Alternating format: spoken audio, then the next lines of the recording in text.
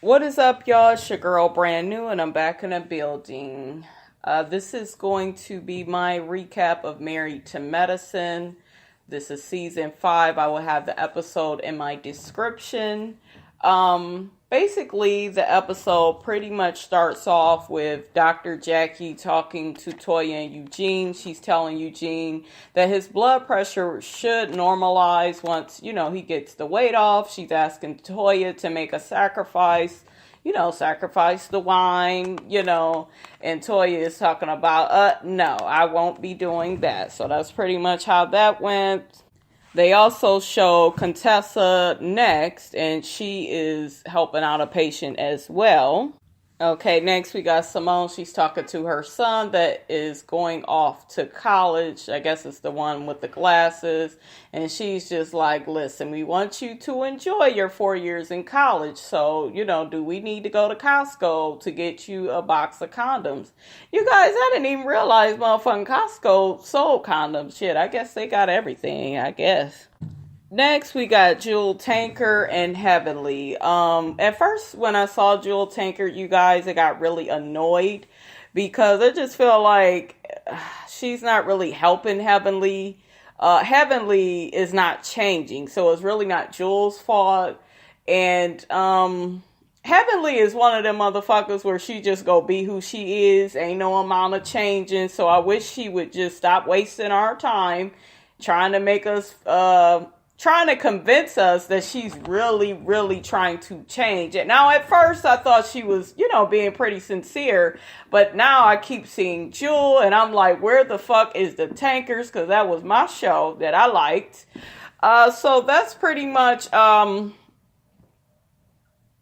that ain't all that happened with them. There's something that happened along the lines of they had a conversation after Heavenly was done cleaning Jewel's teeth, and Heavenly told her about how she was counseling the couples, when they were out of town in Barbados, and she pretty much told everybody how it went left.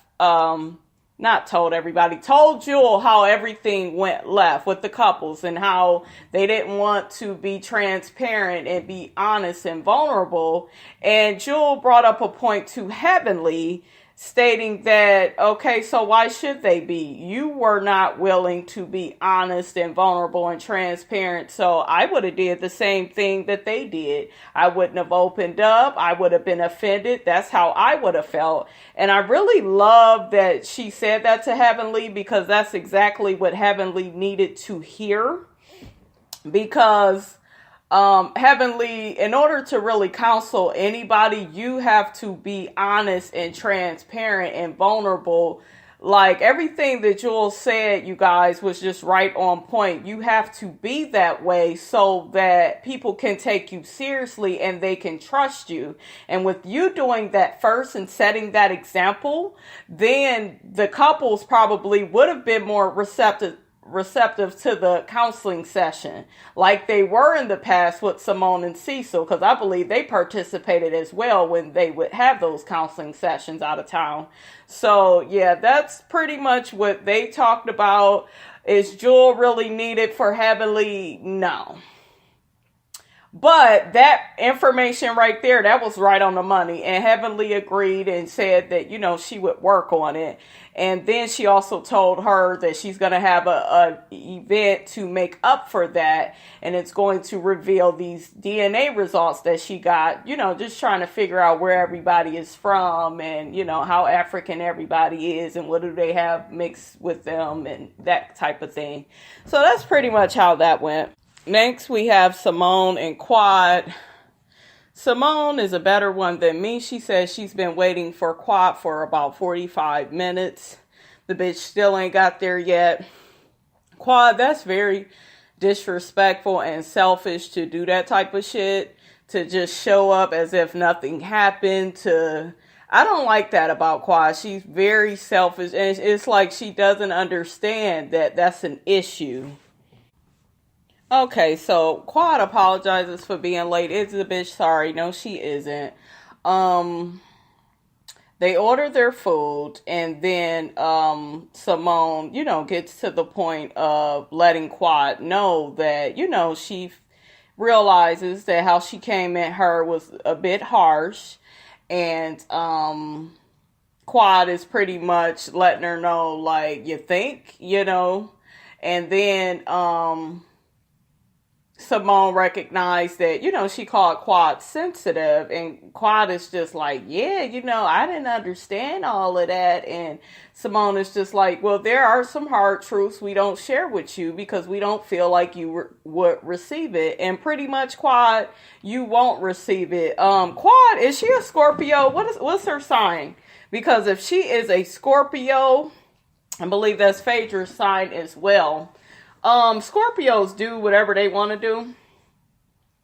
And Quad has that about her. She's one of those people where you can't really tell her the truth. It's the same thing in her marriage. Her husband can't tell her stuff because she'll dismiss it and get back to her feelings, and she's very selfish in her relationship. So she wants all this change from people, but she does not cultivate that within herself. That's why nobody really changes for her.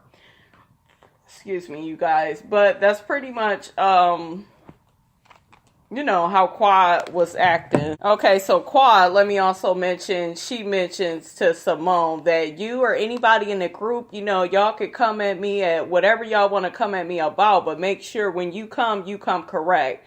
Quad, I think you're missing the point. It does not matter how they come at you. You wouldn't have received it. There is no nice way, really. And Simone, you was doing all that.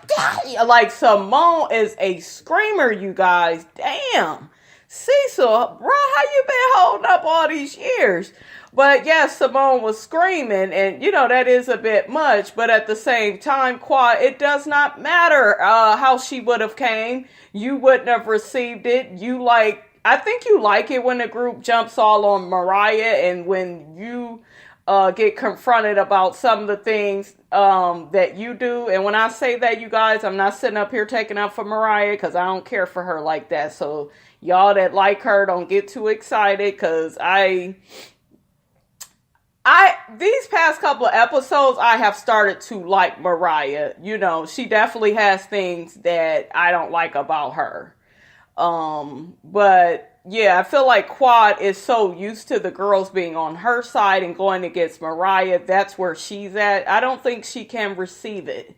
I don't think she wants to receive anything that they say. She's going to get defensive, because if you remember, she was getting ready to tell Mariah before they all got on her, well, if somebody comes to you, don't get all in your feelings. But bitch, when they came to you, you got in yours. So, I mean, that's just how I feel about that. Okay, so next we have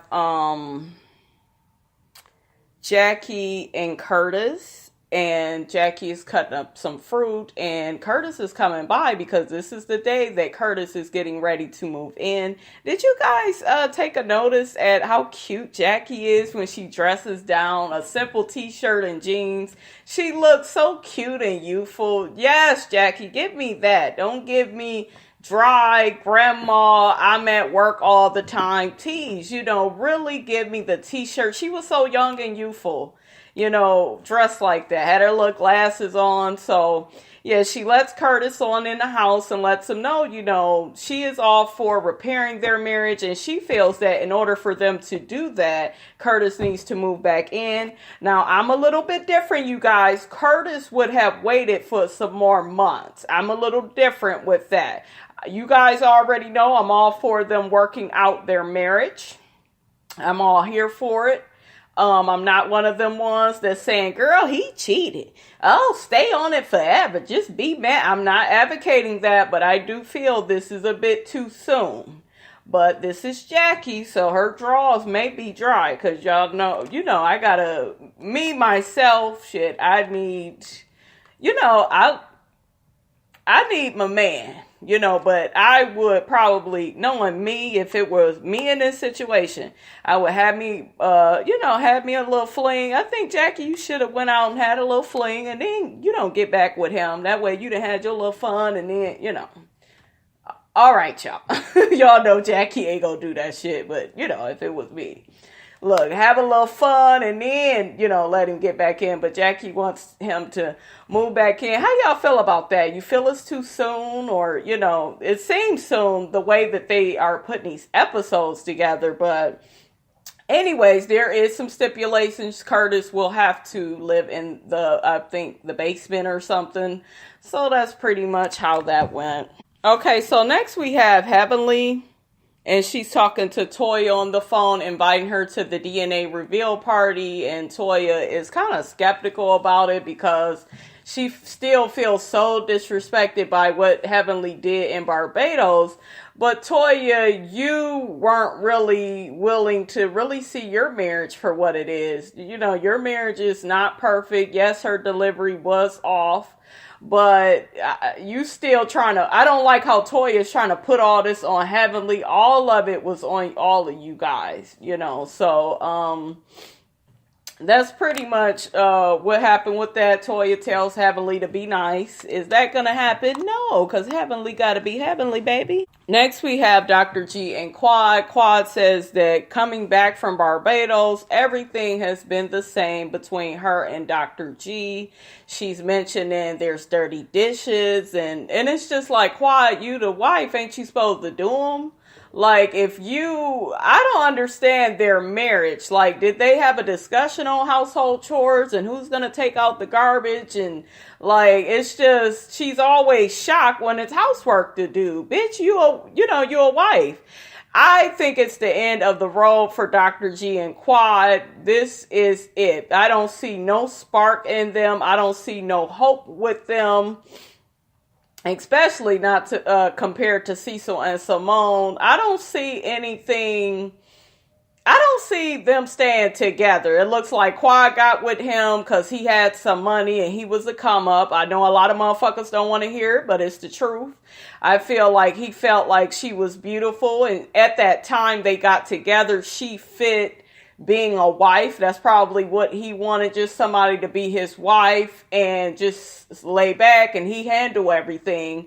And that was their agreement before, but now things have changed and now Quad needs more, and I don't think he's willing to give her that. So this relationship started out a certain way, but it's not that way anymore because Quad has outgrown the relationship. Okay, so the marital focus group is at Quad and Dr. G's house, and they are asking Dr. G and Quad how was their trip in Barbados.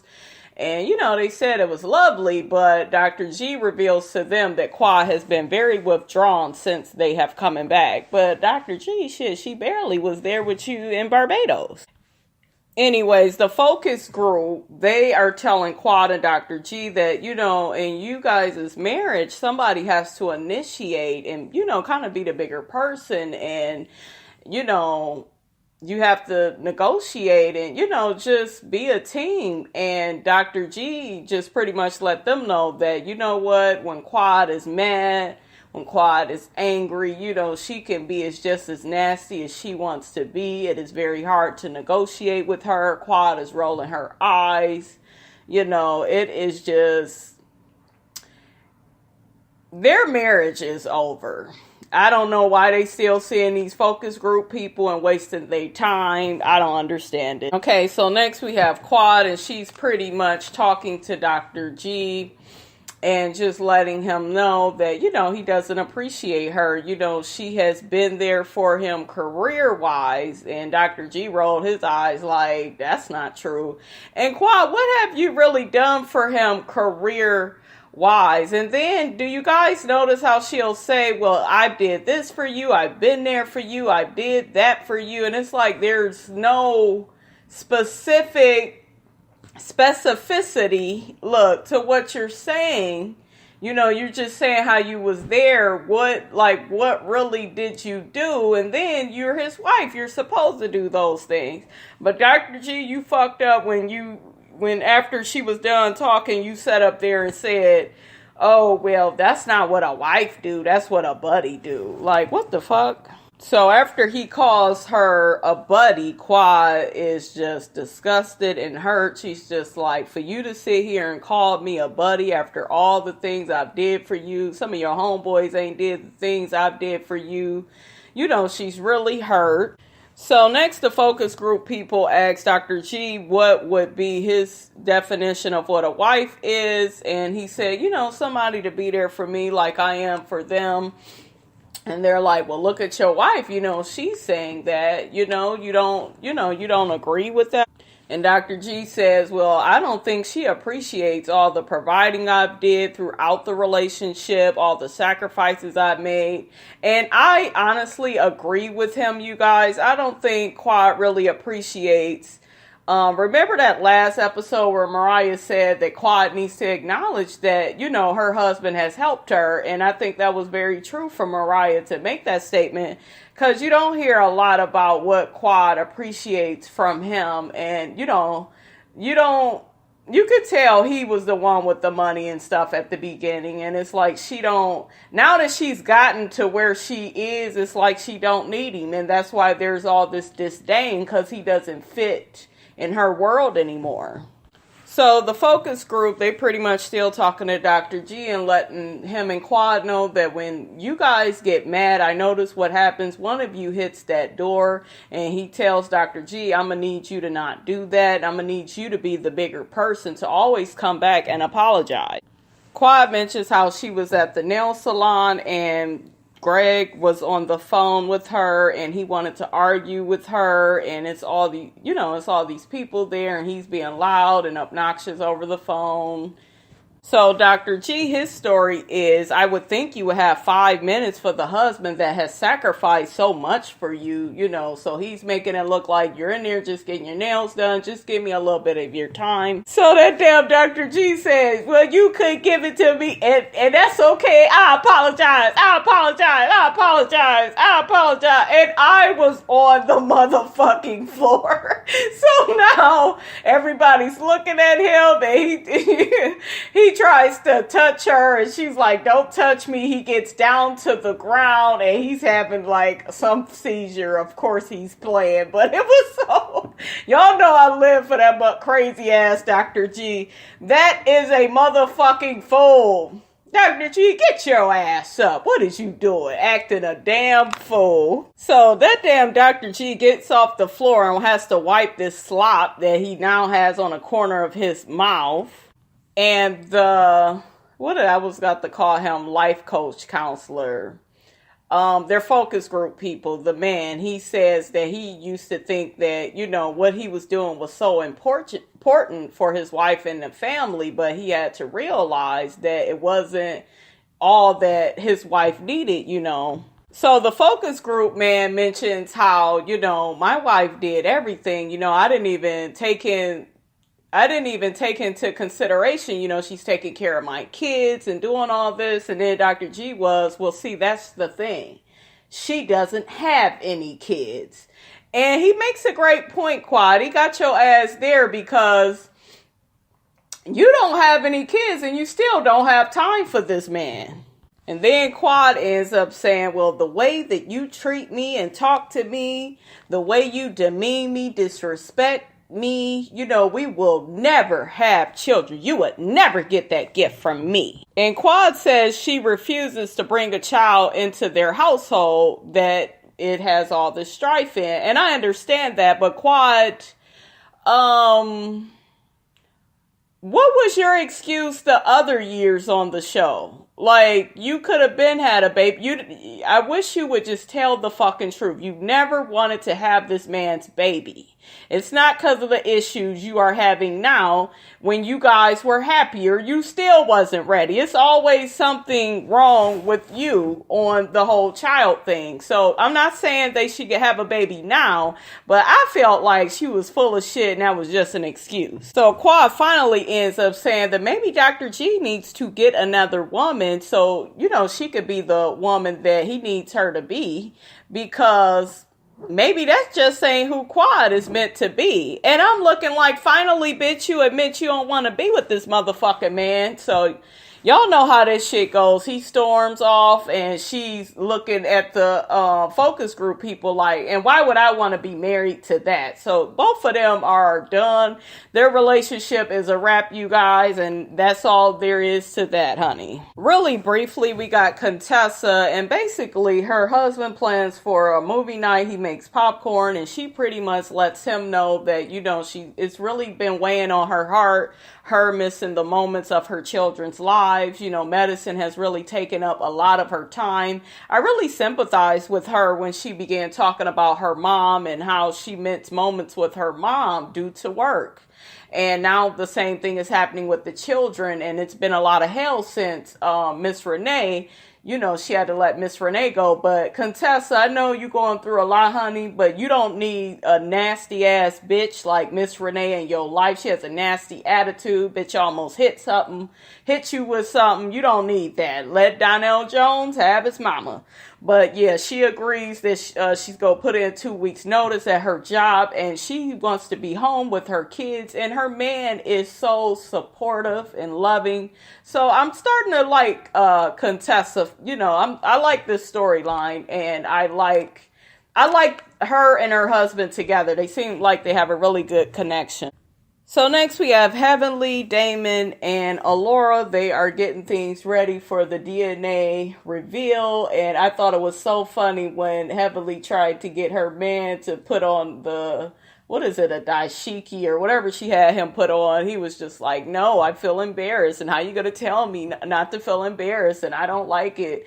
And then little girl Laura's so cute. She was like, oh, you should take it off. Just take it off. I was cracking up. Okay, so next everybody begins showing up to the DNA reveal party. And my best dress would be Quad, Toya, and Mariah. I think they are the ones that look the nicest.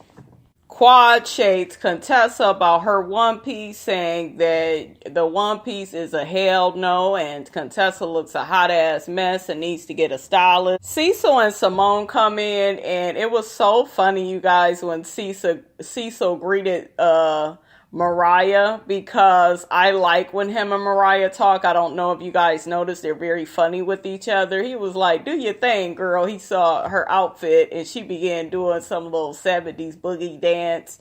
Funny shit. Okay, so next we got Cecil. He approaches Curtis and sees that Curtis has this big smile on his face, and he was like, well, you look happy. I guess things is going good, huh? And Curtis is like, yeah, we're moving along. Then Jackie is talking with the ladies. What is up with Toya calling out what Jackie got on? You got that from Saks, right? That's like a bitch saying to me, bitch, I know that that's Walmart or that's Rainbow. It's like, you don't need to announce to the people what the fuck I got on. But yeah, Jackie lets they judgmental ass know that, she's letting Curtis move back in, and Toya is all up in arms. Me and Toya actually agree, though. Toya said for her, it would be much too soon, but if that's what Jackie chooses to do, she's all for it. Contessa let the girls know that she has 2 more weeks of work at the office, and then she will be at home with her babies, and everybody, especially Toya, is so happy for her, and Simone is just like, well, you're going to be like Toya, going to the gym, getting your nails done, and Toya go shoot her a look. Bitch, it's true. That's what you get to do. So, Simone mentions that, she's a doctor, and she knows that it's not going to be easy for Contessa to walk away, from that and just be at home with the kids. But I think Simone was kind of comparing herself. She was they shot back to a scene where Contessa and Simone had been talking about this. And Simone says she doesn't have any regrets. Because she really loves her job and really is good with her job. And I understand that, but it's different for certain people. I think a lot of people would be offended by what Simone is saying, because a lot of people live in this world of, you have kids and you need to be there every second of the day. It's impossible to do, So I did not take offense. And I'm kind of one of those people that prefer to be more with my kid.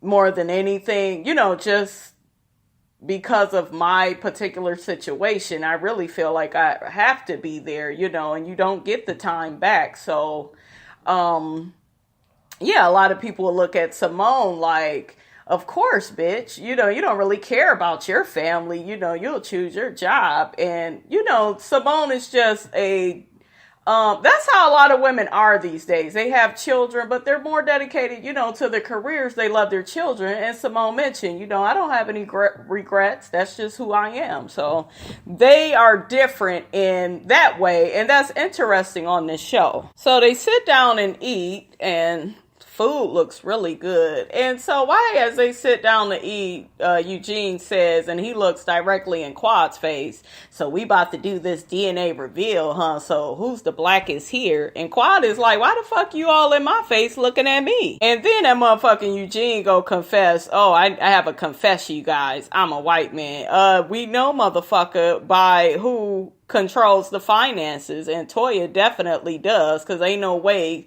a powerful, strong black man is gonna let a motherfucking woman like Toya control his pocket, so yeah, you are white. Okay, so they do the DNA reveal, and going through the results, Mariah is first, and she's like 85% African, and then I think she got 12% European. Next we have Contessa. Contessa is about 74% African, and then 26% European. So they get to Simone, and Simone is talking about, whatever this DNA reveals, it doesn't change a motherfucking thing. I know what I am. Simone's DNA reveals that she is 77% African and 22% European. Simone ends up knocking a damn board over and saying, it doesn't matter what I am. And then as she knocks it over, she sticks her hand out, talking about power to the people. She's cracking up, having a good time. Everybody else is laughing. That fucking Simone is crazy as shit. Next is Quad. Quad is 90% African and 9.2% European. Yes, Quad was happy and proud, and I was happy because a lot of people, they act like they don't want to be who they are, and she was proud and she owned it, and I loved it. Heavenly, they do her. She's 80% African, and the broad did not reveal what part European she was. She ended up talking about how it didn't matter. So Toya got the mic, and she says, now that we're back, I'm leaving the Barbados stuff where it was. Toya goes on to say that she prides herself on being able to get over stuff really fast, unlike the rest of the women in the group. What did you guys think about that? Was that a dig, or I don't know, y'all. I guess I do understand Toya, because they do hold on to a lot of shit on these shows, and it is very recycled and over. So I'll give you that, Toya. Okay, so next Toya addresses Quad, and she says, we met the other day, and I had made a comment about BCBG or whatever the fuck it is going into bankruptcy, and I guess that was a company Quad had invested in. You guys fill me in. Is that dog poodle bullshit she does? I have no clue. But anyways, Quad felt like that was shade because, she is a leader at that company, and she's just like, oh, well, let me bring up Toya's $170,000 tax debt. Okay, so Toya says Quad was talking about her work with BCBG, and Toya said that she did mention that they were going bankrupt, and that's when Quad began to take it personal. But Toya, you can't, if she's talking about them, see, I don't know how this really went, because if Quad is talking about them, why would you mention that they are bankrupt? Like, what the hell was y'all doing? What was going on? Because that is shady. And if you are shady to somebody, they have the right to take a dig back. So I could see that. At first, it looked like Toya wasn't being shady. But now, if she's talking about somewhere that she worked, and you say, oh, well, they're bankrupt and you know she a leader at the fucking company. Toya, that is shady. So Toya now is all in her feelings about Quad coming for her tax debt. And she just said, I can't believe my friend would stoop so low. But why would you mention her motherfucking bankruptcy? I don't understand it. Toya mentions that when she was going, through the tax debt, Quad was there for her. And she felt really salty that Quad would make such a comment. So then Quad mentions, you know what, flat out Toya is talking about a company that I'm the brand contributor of. And that's not cool. And I agree with you, Quad. That ain't cool. Quad admitted to the fact that she took a dig at Toya's tax debt. And basically Quad was like, well, if you degrade a job that I had, and then Toya said, I never degraded a job that you had because Quad, you need a job. And then Quad ends up laughing, you guys, hysterically. And I was kind of with Quad on this. I know a lot of people are like, no, she won't listen. But you still taking a dig, Toya. You are still taking a dig at her, telling her she needs a job. And bitch, your man around here running around with high blood pressure. You need a job, bitch. You need to help with the tax debt.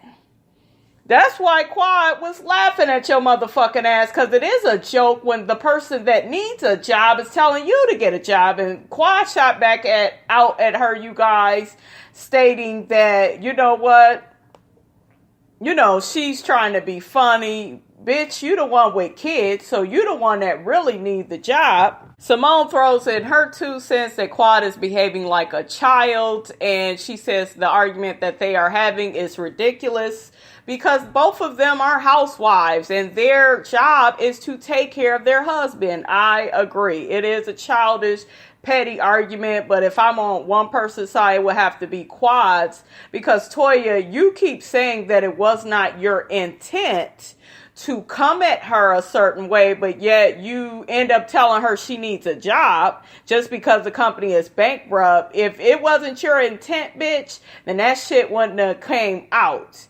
And I'm going to tell you like this, you guys. I know I've been into it with women. I know how they operate.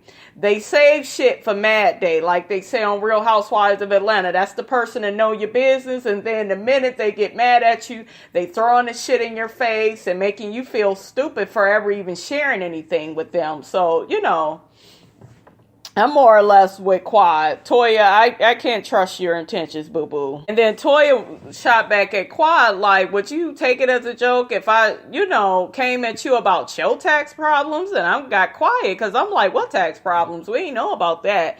Anyways, Dr. Damon done had a fuck enough. And he is sick of the shit, honey. He's not with this shit. He told Heavenly, I'm willing to do anything for you and your friends, but when it gets to be too negative and nasty, honey, I can't do it. And I am definitely here for Damon. So Quad asks Toya, how would you like to proceed? And then Toya says, Quad, you on some fake shit. And then Quad is just basically like, well, we don't have to proceed. I don't ever have to speak to you. You'll never have to speak to me. And Quad, this is where I felt like you went too far. You always want to completely cut people off. Even Mariah made a good comment that, where would I be in my life if I cut everybody off that I had a disagreement with and that I had problems with? I would be a motherfucking hermit. Next thing you know, Eugene done had enough of their ass. He says when they get together, they act like some motherfucking roosters. Everybody is appalled. Heavenly has words for him saying, don't group all of us together. Don't say it's all of us, So then he and her, they go back at it. Then the guys end up, Curtis in particular, and I really loved it that Curtis talked to Eugene about his behavior and was like, listen, you got to apologize to those ladies because you tried to group everybody together and everybody's not doing that. So then Eugene comes back out and apologizes to the women for calling them some motherfucking roosters. At first, y'all, I didn't know what the fuck he called them. So he apologized, but he told them, you guys need to get your shit together. You're constantly arguing over dumb shit. And that is pretty much what happened to that. And they had a little joke at the end where they accused Eugene. His little outburst is because you know how the white man is. Simone said that, and that was the end of the episode. This episode was very entertaining and interesting, funny as hell. I love Married to Medicine, and you guys, I don't know what I'm gonna do when it goes off. All right, you guys, don't forget to like, comment, subscribe. It's your girl, Brand New, and I'm out.